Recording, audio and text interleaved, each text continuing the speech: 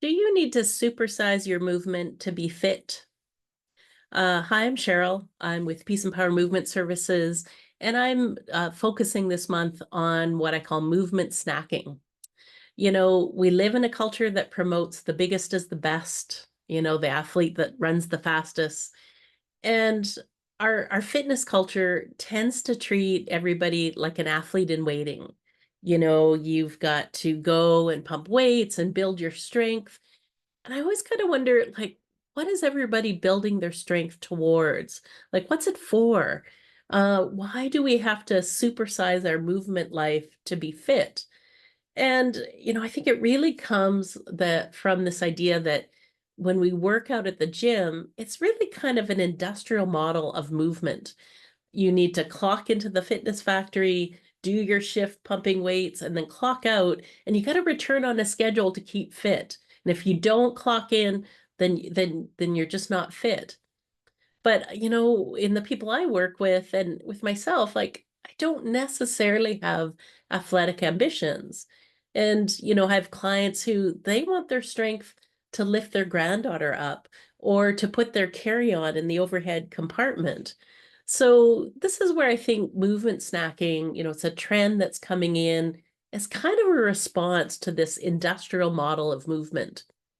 So I think there's three things to really look at when your concern is more like, how do I functionally move well in my environment? So number one, there is movement they're important basics for balance and mobility.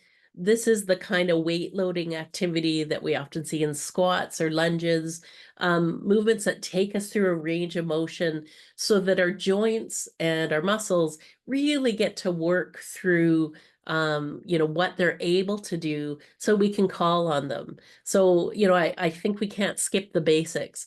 But another thing that I think, when we step out of the industrial model, so number two is preparation for activities.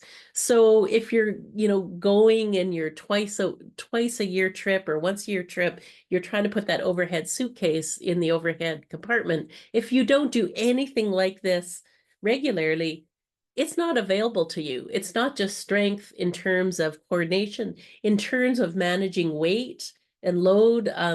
All of that you can do preparation movement that helps make those kind of less familiar, less often movements just easier to do in the moment.